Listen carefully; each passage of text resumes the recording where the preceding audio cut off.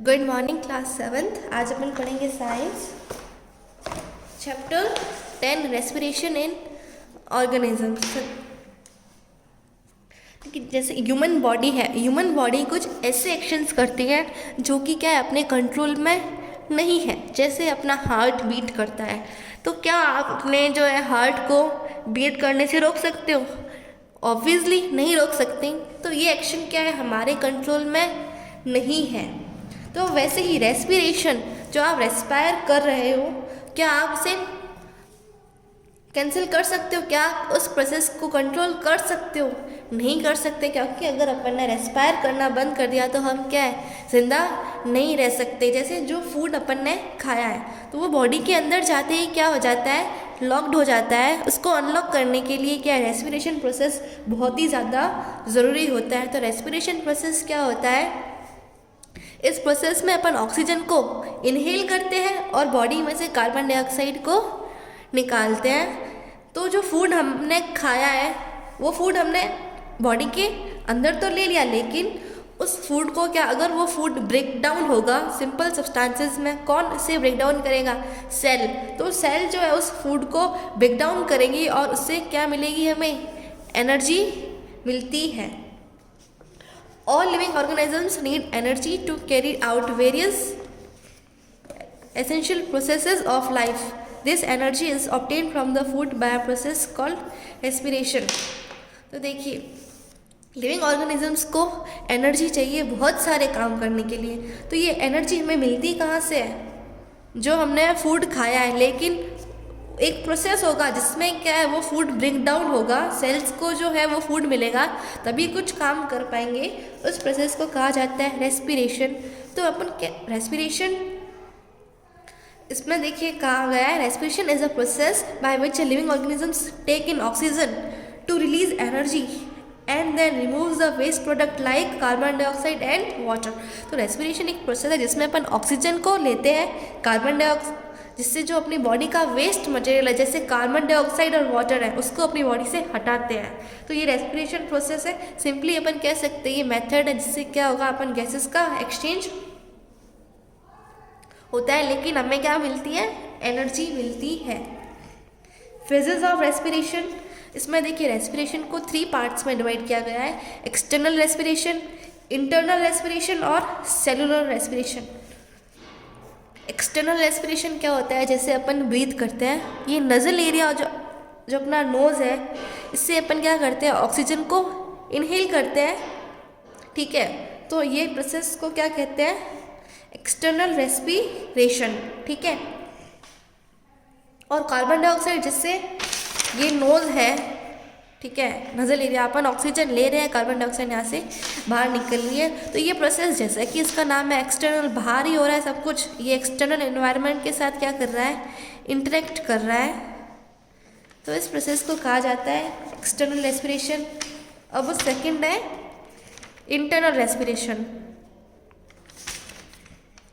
तो internal respiration, जैसे कि इसका नाम है, जो ऑक्सीजन आपने ली है वो लंग्स के अंदर जाएगी, लंग्स से अंदर जो ऑक्सीजन है वो क्या करेगी, ब्लड्स तक पहुंचेगी। ब्लड्स में से ऑक्सीजन, ब्लड को ऑक्सीजन तो मिल जाएगी, लेकिन जो उसमें से कार्बन डाइऑक्साइड है, टॉक्सिक सब्सटेंसेस है, वो लंग्स में जाएगा और लंग्स से बाहर निकलेगा। तो इंटरनल, जैसा कि इसका नाम है, बॉडी में ही होगा ये प्रोसेस। इस रेस्पिरेशन को कहा जाता है इंटरनल रेस्पिरेशन। क्या होगा, अपन ऑक्सीजन लेंगे, लंग्स से कहाँ जाएगी, ब्लड तक, ब्लड से क्या आएगी, carbon dioxide, carbon dioxide blood से लंग्स में जाएगी, लंग्स से बाहर निकलेगी।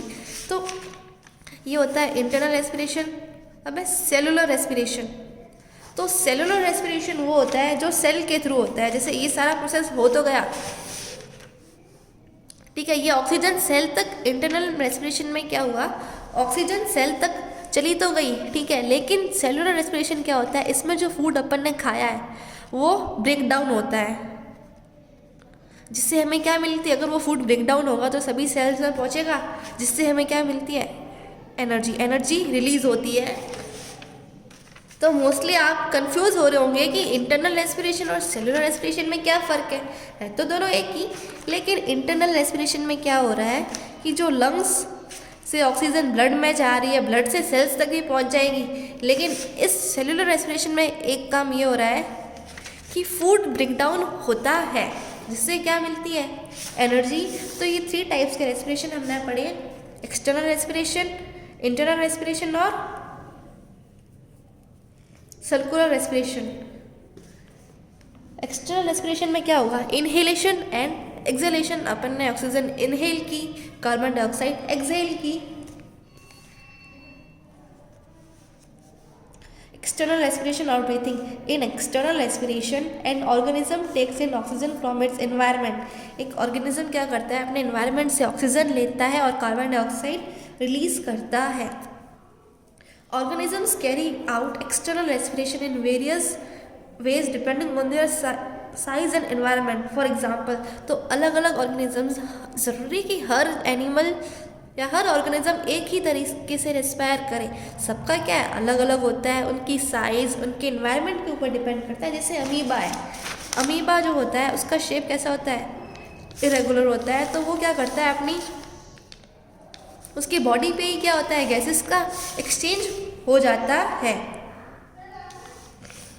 Through it's cell membrane. अपनी सेल मेम्ब्रेन से वो डायरेक्टली क्या है, ऑक्सीजन ले लेता है, कार्बन डाइऑक्साइड एक्सचेंज कर देता है। ह्यूमन बींग्स में क्या होता है, लंग्स होते हैं, ठीक है, एयर एंड नोज से एयर एंटर होती है, माउथ में जाती है, माउथ से लंग्स, लंग्स से ब्लड, ब्लड में से सेल्स में जाती है। तो इसमें क्या होता है, अपन क्या करते हैं, ह्यूमन बींग्स ऑक्सीजन को इनहेल करेंगे, अंदर लेंगे, और कार्बन डाइऑक्साइड को एक्सहेल करेंगे। तो इनहेलेशन और एक्सहेलेशन होता है, ठीक है, ह्यूमन बींग्स में। अमीबा में अपन ने देखा डायरेक्टली वो सेल मेम्ब्रेन से ही क्या एक्सचेंज हो जाता है। अब अपन पढ़ेंगे breathing. Breathing is the exchange of gases between an organism and it's environment. आप सोचते हो कि जो ब्रीथिंग और रेस्पिरेशन, अगर मैं आपसे पूछूं क्या ब्रीथिंग और रेस्पिरेशन एक ही प्रोसेस है, तो मोस्टली सब यही बोलेंगे यस, लेकिन ये आंसर करेक्ट है, लेकिन पार्शियली सही है। ब्रीथिंग और रेस्पिरेशन क्या है, दोनों अलग अलग प्रोसेसेस है। ब्रीथिंग जो है रेस्पिरेशन का पार्ट है।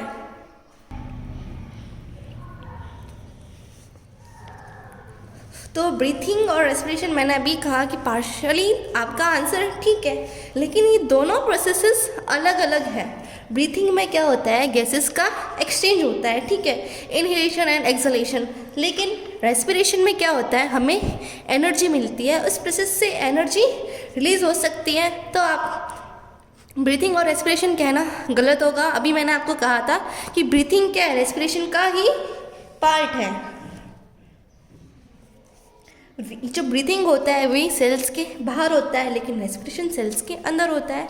इसमें कोई एनर्जी रिलीज नहीं होती, लेकिन रेस्पिरेशन में एनर्जी रिलीज होती है। अब है इंटरनल रेस्पिरेशन और cellular respiration. Internal respiration, oxygen is used in the chemical reactions.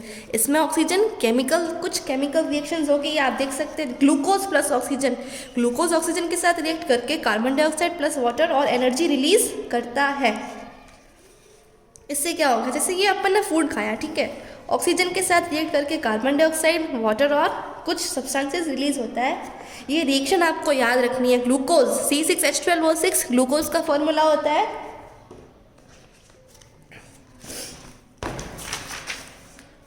तो देखिए इसमें ब्रीथिंग और रेस्पिरेशन के बीच का डिफरेंस, ब्रीथिंग और सेल्यूलर रेस्पिरेशन। ब्रीथिंग कैसा है, फिजिकल प्रोसेस है जिसमें ऑक्सीजन और कार्बन डाइऑक्साइड का एक्सचेंज होता है, एक्सचेंज ऑफ गैसेस। लेकिन सेल्यूलर रेस्पिरेशन कैसा है, बायोकेमिकल प्रोसेस है। इसमें देखिए ग्लूकोज और कार्बन डाइऑक्साइड